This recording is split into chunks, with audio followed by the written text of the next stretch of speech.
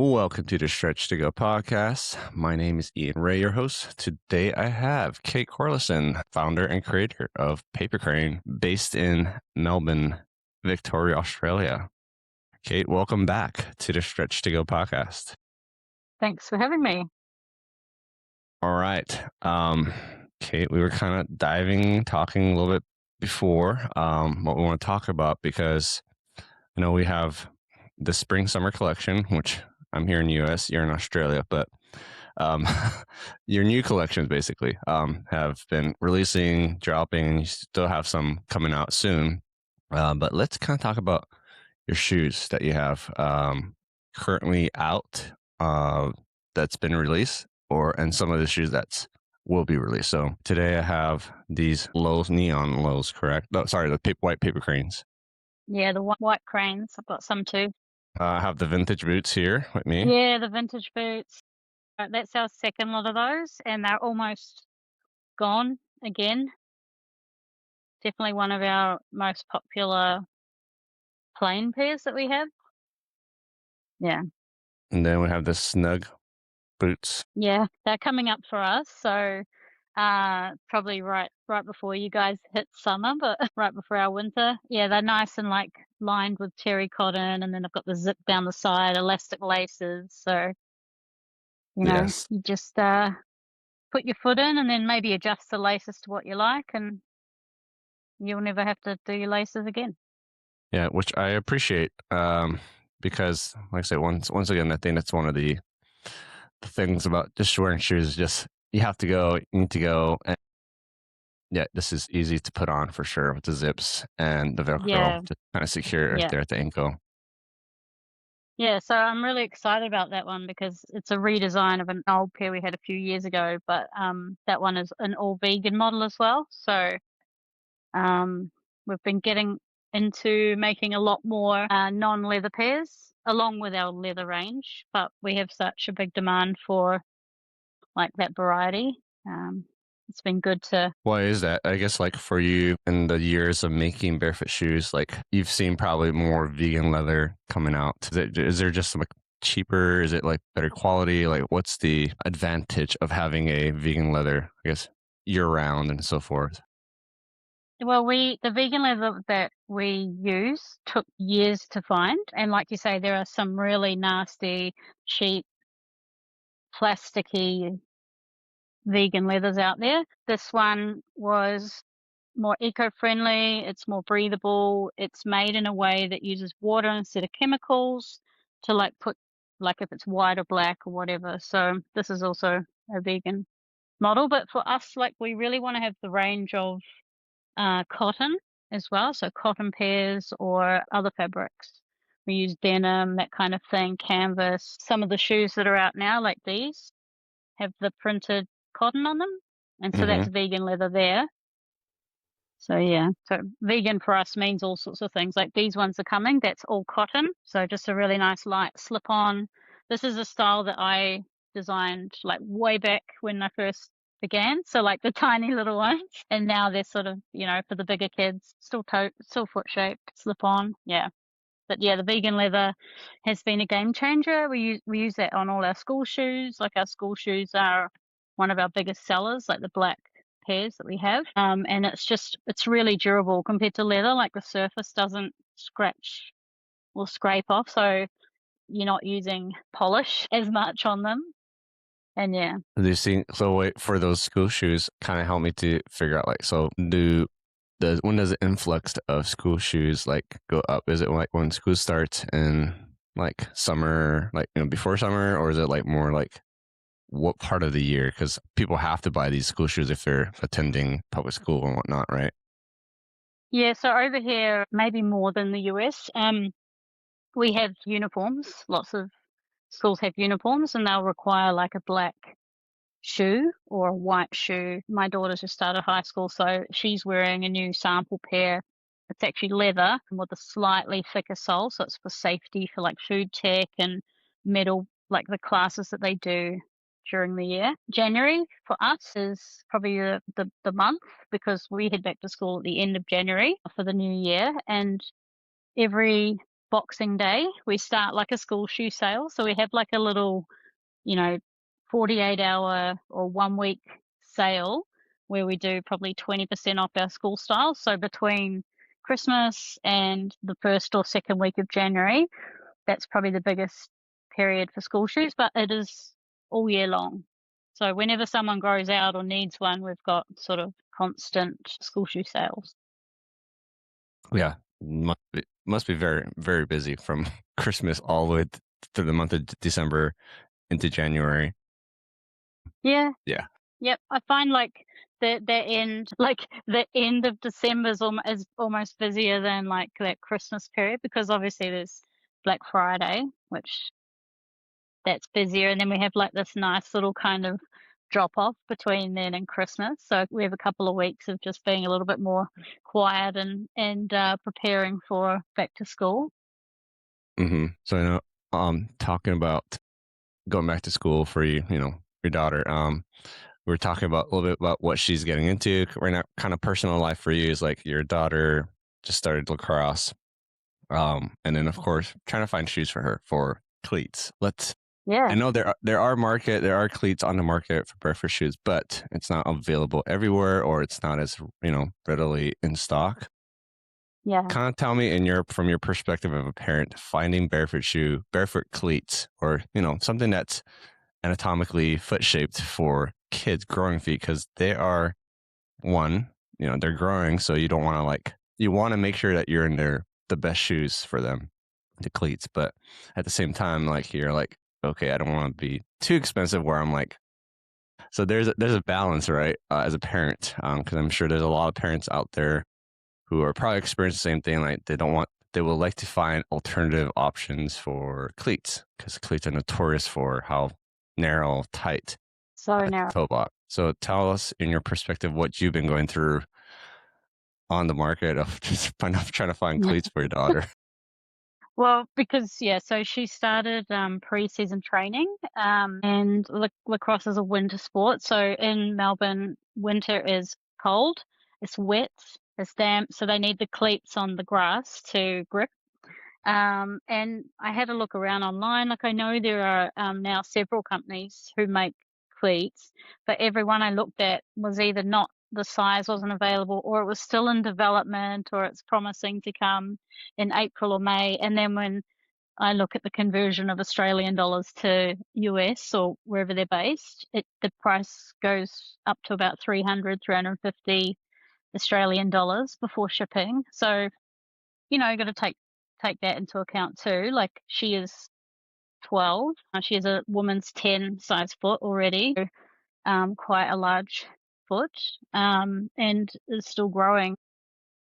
We've had to go and look locally, and just find and compare all of the shoes that are available, and look at the base plate and look at which is the widest for her. And then at the moment she's spending two nights a week in them, so 2 hours, and then in the season there'll be a game. So over the course of a week, she's either barefoot or in barefoot shoes, and then out of that entire week, she'll have about 4 hours in um, a narrow toe box. So we'll have to look at some stretches and things like you'd probably know like how to release the fascia like in the foot after being in that kind of toe box. So but to kind of compromise a little bit. Sure, yeah, it's tough. It's tough because, like I said, you want the best for them, but at the same time, either the resources aren't there as far as the options to choose from. It's just that the price is astronomical. I mean, yes, they have to make income money too, but it's just the need isn't there yet, and people aren't seeing the Yeah. importance of the barefoot cleats. Like, I guess in your perspective too, being in the space of barefoot shoes, how important is it to have options for parents to have barefoot shoe style cleats for different activities like sports, not even maybe soccer, it could be basketball because there are shoes now, but you've been doing this for 10 years, you've probably seen the amount of different types of barefoot esque minimalist type of shoe. How important is it to have those options for parents for kids to be in? Yeah, it's pretty important. Like, I mean, our shoes are casual. Like, you could wear them for walking or a light jog, but I would not recommend them for like, I used to play tennis as a kid. Like, like, if I was, stopping and starting and chopping and changing, like, we're not building them for that. So having the option to, you know, grab another type of barefoot shoe for that sport or another sport, like, there are shoes out there with, like, some little grippy lugs, but it's not enough on grass in the wet, to be grippy enough. So yeah, seeing some more options would be great, especially here. Like, I know it's easier to access them when you're in the US because that's probably where the majority of the companies are that are making all these different shoes. But yeah, it's important. I'd love to see it, and there are some coming, and there are local stores, barefoot shoe stores that are starting to stock other brands, that are for sports. So that's kinda Mm. cool. Yeah. But probably mostly adult sizes. There won't be kids, smaller kids stuff. And I guess that's another thing too, is like with, you know, the type of shoes, especially what you're talking about, uh, uh, you know, barefoot shoes and the notorious of stack height for. So let's talk about stack height and like the shoes that are common in today. You've been posting several videos recently about rolling ankle or like just the ability to roll your ankle easily because of the amount of cushion Yeah. that's in there, the stack height. Talk to us like what kind of got you into creating that awareness for people and I guess starting these type of videos. Um, it's well, really just speaking to my own experience. Like, in my head, I can still see the very first time I rolled my ankle, and I was about 10 doing a fun run, like cross country, and my foot, it's uneven ground. I probably had a pair of like runners on with a raised heel for whatever, early 90s, late 80s. What's probably not as high as today, but I went over on my ankle and then had to do, another 2 kilometers limping all the way to the end. And then all throughout my life, I've rolled my ankles that many times. And the last time I rolled my ankle seriously, I was living in Korea. I used to teach English in South Korea, and on the very edge of the classrooms where it goes out into the hallway, the tiny little lip, like a little edge like that, and I don't know why I was standing on the side of it, but I rolled my ankle off, and I'm on the 4th floor at that stage, so, I have to get all the way down. But in Korea, thankfully, they have amazing, access to doctors and medicine, so I had X-rays done, and then, like, compression therapy and stuff like that, but the doctor there was like, you've got you've got extra bone growth on your ankles," because I've stretched my ligaments so much, my body's trying to keep them tight by growing more bone. So he's like, "You'd only see this with, like, athletes who did a really bad injury and they'd get surgery, but because you're not an athlete, just live with it." I feel like I have quite clicky ankles, but one thing I noticed when I went into barefoot shoes is that I haven't rolled my ankles. I'm a lot more aware of what's under my feet. Like, these are the type of shoe I used to get around in, so you can see like a high heel. And then they're very, very right angle. So as soon as you start to roll, you're either going back or you're going all the way over. So it's quite a severe injury, whereas now these are nice and rounded. They're the same shape as your heel. If you start to roll your foot, you can feel it. The sole actually will probably roll flat with you, Uh-huh. or you'll come right, and you'll actually get stronger ankles. So that's one thing I've found. It's been really good. Better balance and like a lot more awareness of what's happening under my foot, and then that really quick communication to the brain to stop it. So yeah, that was a bit of a long story. No, like because like nowadays you're seeing more these chunky shoes that kids are talking about chunky shoes or just the amount of cushion and stack height that there are. Yeah. It's crazy to see because even me growing up in '90s, like I don't recall seeing that thick of a sole or stack height for me, kids wearing them. But It's it's very recent. Yeah. yeah, I don't know if it's the fashion nowadays, but it's getting to the point where you're seeing more and more kids get into these type of shoes. So is it more fashion that you see happening? Obviously, kids are leaning in towards this type of super stacked height shoes. Yeah, I think part of it is definitely fashion, but also it's a lack of awareness as well, maybe for parents and kids. Because like when I was a teenager, the Spice Girls were around and there was platform Yeah, slides. Like you slip your foot in and then you've got this bloody, massive stacked platform. And then you go back to the 70s and the platforms are like this.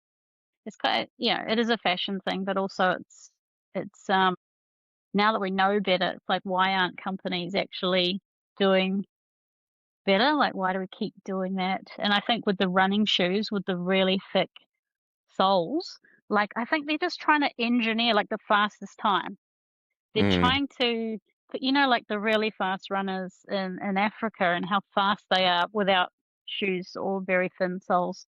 They're trying to recreate their speed, but using like like carbon plates and cushion and spring and rockers and stuff. So I think there's a bit of like, yeah, trying to make people faster, but disregarding all of the sort of safety for people's ankles and knees and feet. there's definitely a divide, I'd say, of people, with the running community wearing those type of technology in their shoes.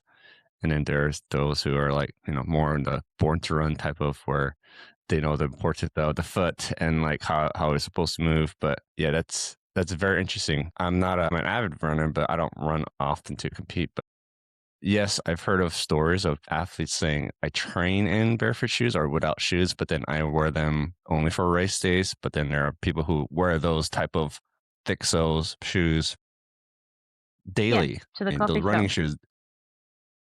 So there has to be a way because the shoes are, obviously a staple among people that you have to wear shoes or for your sport. So there has to be a Yeah, I balance. guess yeah, I think somewhere in between is probably the right answer for most people. Like, I wouldn't recommend running in barefoot shoes unless you actually had strong enough feet and a strong enough body to do that. Maybe if you're like going for, a run on grass, but then you probably just go barefoot.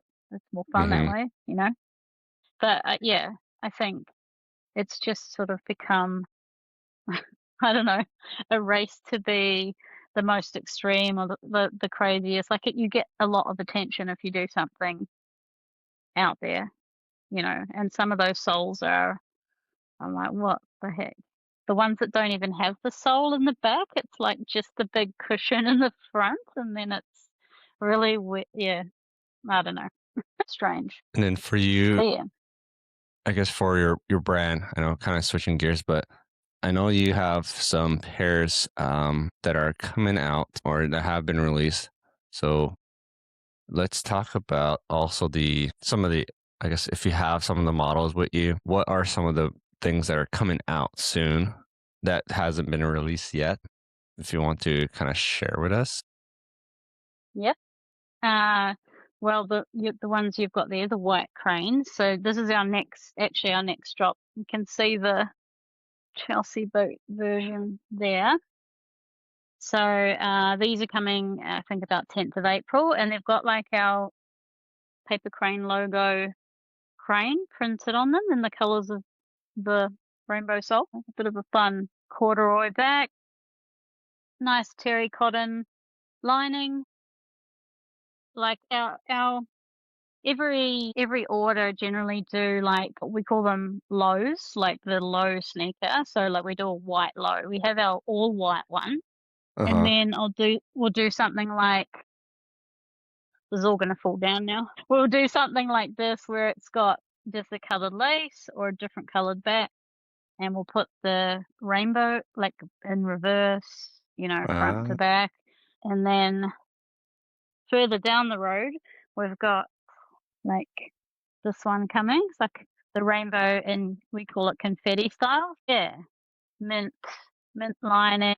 So we kind of do a variation on the fun rainbow white low every time, and then we also do a variation on the boot. So this time we're just doing plain black with the rainbow sole. Yeah, so those are coming up, and then we've got some other really fun ones, Mary Jane's. So kind of our version of like a ballet shoe. That's leather with like pink spots printed on, and then we're doing red leather Chelsea. I've been wearing these ones, red leather Chelsea with the zebra sole.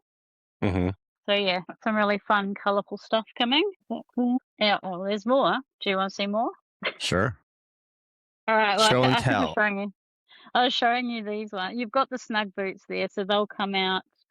And there is a black leather Chelsea boot coming with the gum sole, so you can get like a black leather. So same as that, but black leather on top. So when we drop that snug boot, we'll also do a black leather Chelsea boot. So people who want leather, they've got an option, and people who want a vegan option, they've got that too. Then this is another print. Actually, we've done it in the past, so bringing it back, like the graffiti print that we just dropped. So we've got the tall boot for like the big kids and adults. So it's kind of like that high top Converse style, and then the signature style for kids. So it's slip on, like elastic waist, ankle. So yeah, there's heaps of fun. When you're creating your shoe, I have a question, Kate. Are you thinking of like how practical, like I guess as far as like for kids shoes, like I noticed like you have like those elastic laces, they're very easy to slip in, slip out. Are you thinking ahead of like how to make it easy for kids to get into, or I guess lightweight for adults to just put on a Yeah, shoe? There has to be some kind of planning for yeah, on your end, yeah. right? 100%. Like for adults, obviously, we don't put the elastic laces in first, but what we've started doing is in our shop, we have elastic laces that you can get in a bunch of different colors. And a lot of people have been doing like these are elastic laces as well, so they're just a slip on, you know, that's a really nice sort of fitted feel type of shoe that people can get purple, yellow, blue, black elastic laces to change out or to change their regular lace. So we do think a lot about like accessibility with Mm-hmm. our shoes. So we've got like the Velcro pairs up into adult sizes. Daya, who also is the other team member of Paper Krane, she does like the customer service, helps me with wholesale, does a bunch of other stuff. Her son Riley is autistic, and when he was younger, he used to wear our shoes a lot. Now he's bigger, he has AFOs. He's sort of maxing out of the sizes that he can fit, but one of the things that he struggled with was laces. So having a slip-on, he used to wear the black school shoes, the Biro boot, and that has elastic laces. So, but it looks more like a little formal style ankle black shoe, but with elastic. So we think about that. A lot of our community are neurodivergent, like Daya herself has Ehlers-Danlos, so her ligaments and joints are quite loose. I've And worked with people she with that. was, yeah. So she loves the shoes Mm-hmm. because she doesn't trip or stumble as much in them. Even though you think, well, if the things are quite relaxed or loose, maybe a supportive shoe might be best, but it's actually like it works out the opposite. So yeah, we try and think about a lot of things like that, like how easy is it to get on a pair of shoes. We'll make little changes every single order. So like our factory love us, where we have to update all our paper patterns, which obviously I have to pay for as well when we make changes, but because Mm-hmm. it means a new cutting knife for the materials. But yeah, we try and listen to our customers and things that they'd like us to try, and I'm always keeping that in mind ahead of like the next design that we make, like what's the best type of pull tab to have on a boot. So we've got the next lot have webbing, like just plain black, a little bit longer, so it's easier to sort of grab and pull. Yeah, so hopefully that answers your question. Another very long answer. It does. I want to kind of talk a little bit more about just how I guess when you're creating also shoes because you have the creative background of design and whatnot. Kind of also explain to us like what are I guess how do you plan out like your shoes in advance to know like okay this is this type of style or like designs that you want to do? Do you have it to where you have it ahead like a year ahead or like how far in advance? Because I mean I don't create shoes. I'm not a designer Yeah. at all, but you're actually doing this paper and pen and then putting it on like some kind of a program I'm assuming on computer to Well, yeah, it's pretty basic. In our factory, we've been working with them for ages, so they know if I submit like a sketch or a drawing to them, and I put a few um, explainers, or like this is this, or this measurement here, or this material here, they can go out and make it. And we just use the same patterns every time, like, or unless there's an update. This low sneaker is the same as, this the little low sneaker, or it's the same as, you know, this low sneaker, but the designs are different. So like I will prepare, I don't know, sometimes a year in advance to 6 months in advance, and then we have to submit them, wait for samples to come probably 2 months later, and then I'll start taking all the photos for the catalog for stockists, and Mhm. we will then get our order in like maybe a month later. It's all got to happen pretty quick once we get like approved samples, because it just takes so much time to order all of the materials and the quantities, and yeah.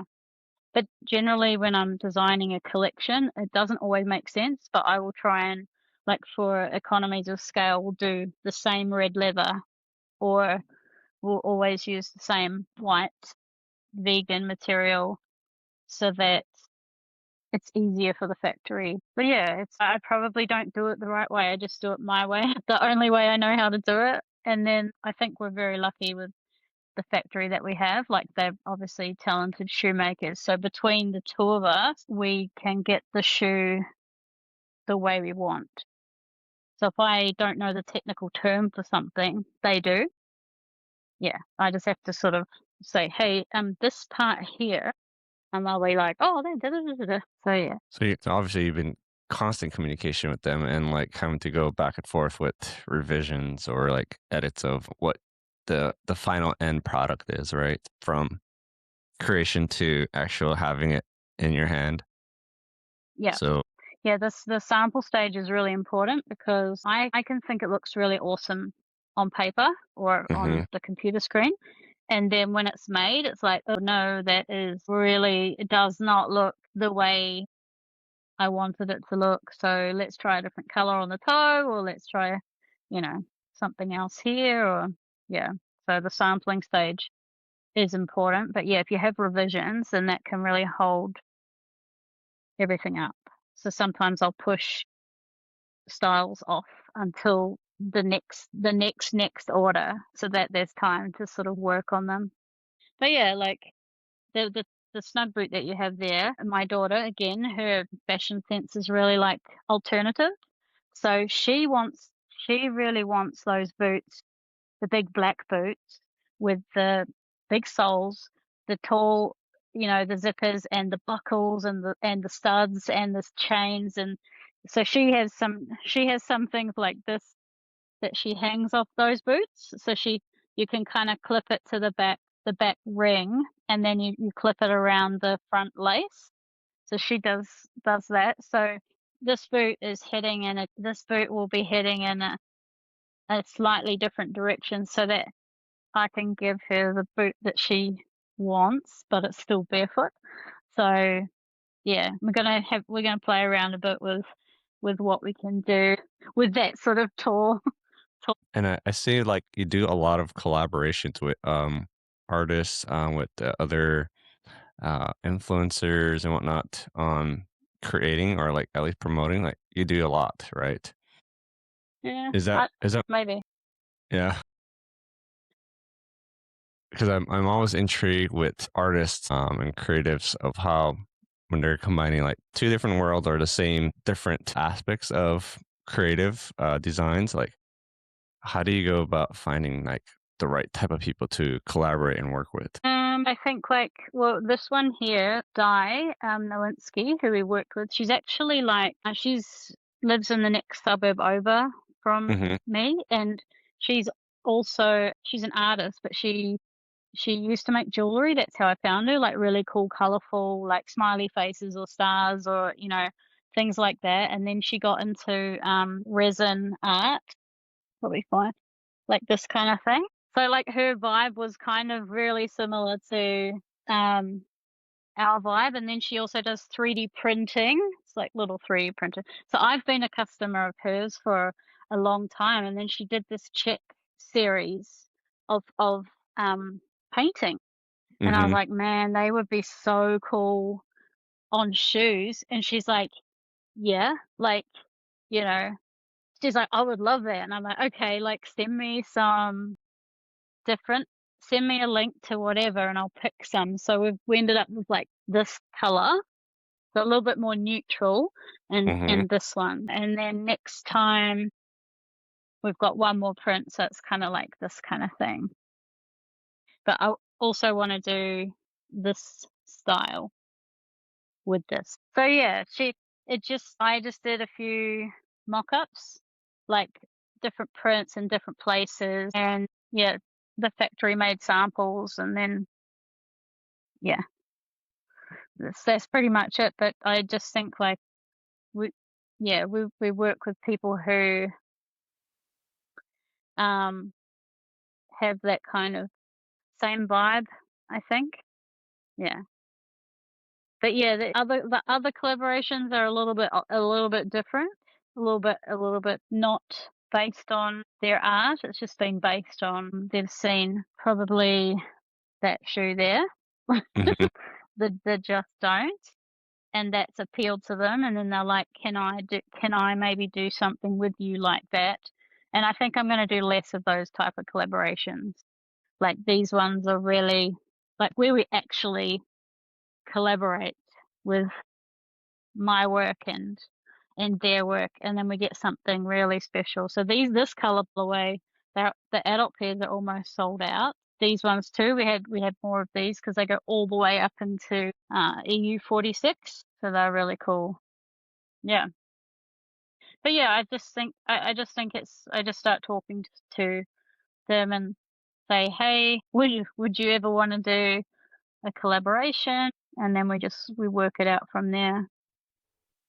I think that's Yeah, I think that's awesome to have someone like close by to work with and like having someone that's just as creative as you. Because obviously I think that's one of the advantage of your brand is that you have the creative mindset and you know how to create something from nothing to at the beginning instead of uh you've been doing this for so long that yeah, different points of how to create a shoe.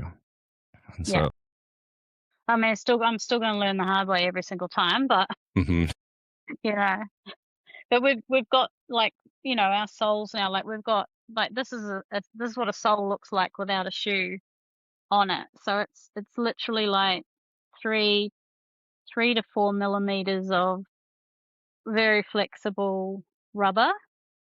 So whenever someone says like the width seems like too small, so that's like an insole in there. mhm. There ends up being a lot more space in the shoe, like for your foot. So yeah, we've got a sole that we like, and then maybe there's a few other soles that I'd like to develop. But yeah, I think they'll all need to be, that really nice rubbery flexible sole. But would you say like your type of like sole and like the foot shape is more like the anatomical. It's not like a wide where you see it's like a duck foot, like the big toe Yeah, extends. yeah, and just Because you just you're try trying to to keep make the it big toe. you're trying to make it to where it has it's big enough to where it's not squished, but you're trying to make it discreet too, so it's not like a standout. Like, as far as like, oh my gosh, that is barefoot. Because you're really trying to put style with function with Yeah, your type of, toe box that yeah, you have. yeah, yeah. That's a huge. I mean, obviously, our style that is not for everyone. Like eyeballs on a boot. Maybe not everyone's going to want to wear that. At least, like it's kind of a toe box that, and we also try to stay a little bit more. Uh, we don't like a lot of shoes are like this, even barefoot shoes. They're Hmm. kind of like really sloped. And like I've got like a brick foot. It's like quite square. So like my toes go like this, like my second and third and fourth are almost like, quite even. So, like a lot of people need that extra space. So we try and keep the shape of the shoe a little bit more accommodating here as well. But yeah, not so wide. But I think they're wider than people think. A lot of people think that our shoes are like really narrow. Like back in the day, they weren't. They were a little bit more like this, Hmm. not as wide. But adding like 5 extra millimeters there has made like a massive difference. So yeah, we kind of aim to be like that middle ground where if you're brand new to barefoot, they're not going to feel like a gaping chasm, And if you're in barefoot shoes, they're not going to feel not necessarily too small because not everyone has massive feet. That's true. I think that's another, I guess, kind of thing. One last thing I want to talk about is just like the foot shape. So you have to like know your type of foot shape you are, because there's different. Like you're talking about, like people have different foot of the shape of the foot. It's so different. So like these might not fit for people who have a wider forefoot, because these are like not going to be, the dimension, the width of Yeah, it is yeah, not going to fit you. But if you're wearing, I don't know, different brand, you just have to feel. And I think that's a great yeah. way It's hard. for people to get into. It's like, if you're transitioning, great. Try on paper cranes, because these are your transitional shoes. If you still like style, you still want a barefoot shoes, these are good to transition into, so that you're not into the Yeah, extreme of a wide toe box where it's, like I say, overly, you're just like, I don't know, floating in space, your toes. There's too much room. yeah, yeah, yeah. And then you have to do them up. You have to do them really tight over your foot to. Hmm. Yeah, but I mean, we are. I did recently send some shoes to a follower who was like, your shoes aren't wide enough, and I said, like, have you tried them? Have you tried the new sole? Oh no, because they're not wide enough. Because our size chart just basically lists the like the insole width, but your foot isn't that shape. That your foot is curved, and when you measure, you're measuring out here, Hmm. like the widest part, and then the shoe actually can accommodate that. So I ended up sending her two pairs, and I said, I just want your feedback because she has pizza feet, like the fan that she's got to wear the really wide. Anyway, I sent her a couple of pairs, and then she got them, and she said, actually, these aren't that bad. Like I can get my toes in there, and there's more space in these, and so she's going to come back again with more feedback. But yeah, she was surprised her feet can actually go in there. So maybe having that extra space over those toes is actually quite helpful. But we'll never be like, oh yeah, I won't ever really make super wide shoes. Maybe we'll do one that's like a little bit, Uh-huh. but yeah, not right now. I think our sole is pretty good. How do you feel like compared to other shoes I you've would say tried? like they're more on a foot shape. Definitely like if you want to say, like I said, there's an extreme for me. So like for my instance, when I've been in barefoot shoes for not even 2 years. So this is a way for your foot to feel what a wide toe box, a wider toe box is compared to your pointy, narrow toe box. So if you want to get into this is a great transition. If you still want to, like I say, keep the style. If you like style, if you like different, variety. To me, my foot, I would say it's more on the narrower end. I've, like I said, worn brands that are like so wide that I look at my feet, I'm like, oh my gosh, those are, too wide for me and my foot shape.